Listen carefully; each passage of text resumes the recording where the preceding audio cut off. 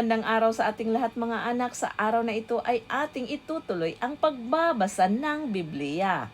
Today we'll talk about falling. According to Proverbs chapter 24 verse 16, "For though a righteous man falls 7 times, he will rise again, but the wicked stumble into calamity." In Tagalog version, sapagkat siya'y makakatayong muli, mabuwal man ng 7 ulit. Ngunit, ang masama ay dagling nababagsak sa panahon ng kahirapan. Yes, mga anak, kasi alam niyo mga anak, God is always working in the lives of Christians. He is faithful. When His children fall down, He picks them up and dusts them off. He will never ever forsake His faithful ones, and with His mighty right hand, He will hold you. Yes, mga anak, ganun ang ating Diyos na buhay, na kapag tayo ay tapat at totoong naglilingkod sa Kanya, makapitong bisis man tayo mabuwal o bumagsak, makaramin man tayo na bisis na mabuwal o bumagsak, tayo ay ibabangong muli ng ating mahal na Panginoon. Dahil bakit? He is faithful to His promises. Yes, mga anak, hindi sinungaling ang ating Diyos na buhay. At ayon sa mga awit, chapter 37, verse 23 to 24, ang gabay ng tao sa kanyang paglakad ay itong si Yahweh. Kung nais maligtas, sa gawain niya ang Diyos nagagalak. Kahit na mabuwal, siya ay babangon, pagkat si Yahweh sa kanya'y tutulong. Amen. Praise the Lord. Yes, mga anak, tutulungan ka ng ating mahal na Panginoon. Huwag ka lang panghinaan ng loob. Kasi mga anak, lahat ng bagay ay naaayon sa kalooban ng ating Diyos na buhay. Magtiwala ka lamang sa kanyang mga kaparaanan. Kasi ang kaparaanan ng ating mahal na Panginoon ay always perfect. At ayon sa mga awit, chapter 145, verse 14 to 16, siya ay tumutulong sa lahat ng tao na may suliranin, at sa pagkalugmok, sa panghihina ay kanyang hahanguin. Lahat ng mga buhay ay tanging si Yahweh ang inaasahan. Siya ay nagdudulot ng pagkain nilang kinakailangan. Binibigyan sila ng sapat na sapat, hindi nagkukulang. Ano pat ang lahat ay may tinatanggap na ikabubuhay. Amen. Praise the Lord. Yes, mga anak, bukas palad ang kamay ng ating mahal na Panginoon kapag tayo ay lumapit sa Kanya. Handang-handa niya tayong tutulungan. Opo, mga anak, dahil ang ating mahal na Panginoon, alam na alam niya kung ano ang ating pangangailangan sa buhay.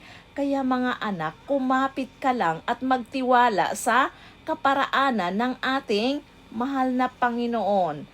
Alam niya ang iyong kalungkutan. Alam niya na ikaw ay lugmok na lugmok sa kahirapan.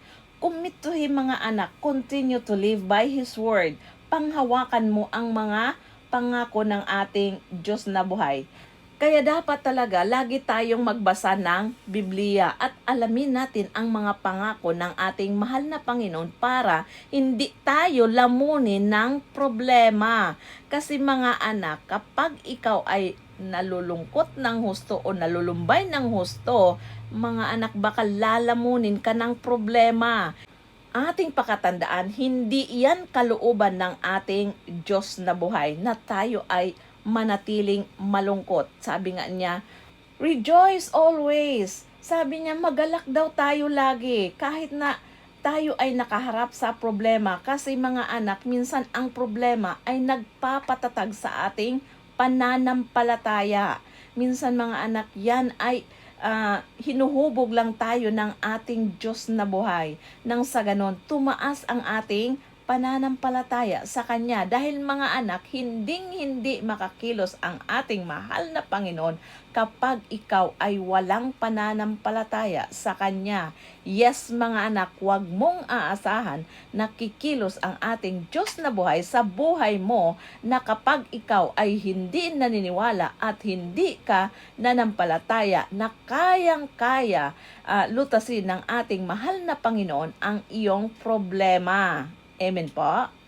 At ayon pa sa mga awit, chapter 146 verse 8, isinasauli, paningin ng bulag, lahat ng inapi ay itinataas, ang mga hinirang niya'y nililingap. Amen. Praise the Lord. Yes mga anak, mahal ng ating Diyos na buhay ang mga inaapi dahil ayaw ng ating mahal na Panginoon na tayo ay mang-aapi. Pakatandaan natin mga anak na mga Israelita na inaapi sa Egypt ay kanyang iniligtas. Sa pamamagitan ni Moses na inatasan ng ating mahal na Panginoon na iligtas niya ang mga Israelita. Kaya mga anak, nakalaya ang mga Israelita sa kamay ni Pharaoh.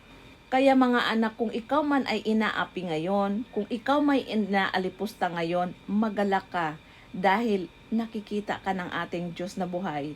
Pinili ka niya, mahal ka niya, darating ang araw mga anak na ikaw ay babangong muli. Yes mga anak, at kapag ikaw ay nalugmok sa mga problema, ayun ka na ay iniisip mo na makaahon pa kaya ako sa buhay? Or gaganda pa kaya ang buhay ko na ngayon ay at grabe na ang kahirapan na dinanas ng mga tao. Mga anak, kapag tayo ay may Diyos, mga anak, hindi tayo manatili sa ganyang buhay. Yes, mga anak, dahil ayaw ng ating mahal na Panginoon na ang kanyang mga anak or ang kanyang mga lingkod ay patuloy na kukutsain ng mga sanlibutan. Dahil ipapakita ng ating Diyos na buhay kung paano siya katapat sa kanyang mga pangako. Ayon pa nga kay Nishan Panwar, people who fall the hardest bounce back the highest. O di ba? Kapag daw malakas ang ating pagbagsak, nako, napakataas daw ang ating pagbabounce. Yes mga anak, baka mas higit pa sa inaasahan mo ang iyong matatanggap na tagumpay. Opo mga anak, ay huwag tayong mawalan ng pag-asa kasi mga anak, lahat ng bagay ay nasa tamang oras. Kaya bangon mga anak, huwag kang magpatangay sa kalungkutan. Huwag kang magpatangay sa problema. Hindi panghabang buhay yan. Darating at darating ang time na ikaw ay makabangong muli. Yes mga anak, matuto tayong tumayo at kapitan natin ang pangako ng ating mahal na Panginoon. At ayon pa nga sa Jeremias chapter 8 verse 4, Jeremias, akong si Yahweh ang nagsasalita sa aking bayan. Kapag nabuwal ang isang tao, hindi ba muli siyang bumabangon? Kapag naligaw siya ng daan, hindi ba muli siyang magbabalik? Ito naman mga anak ay patungkol doon sa mga tao na nalugmok sa kasalanan. Ating pakatandaan mga anak, ng ating mahal na Panginoon ay nagbigay sa atin ng pagkakataon para tayo ay makabangong muli or para tayo ay makapagsising muli.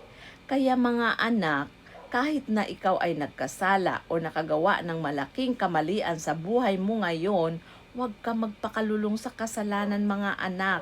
May pagkakataon pa. Bangon mga anak.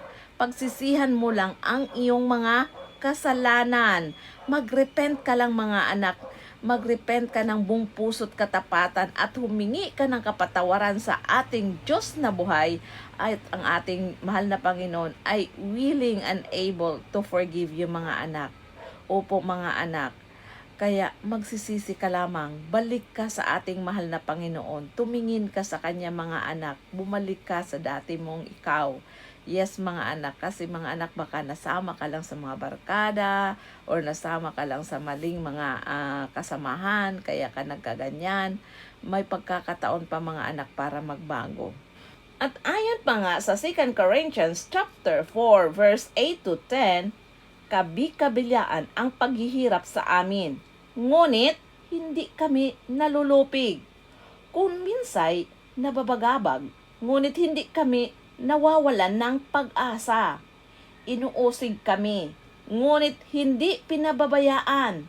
Napapatumba kami, ngunit hindi lubusang nailugmok.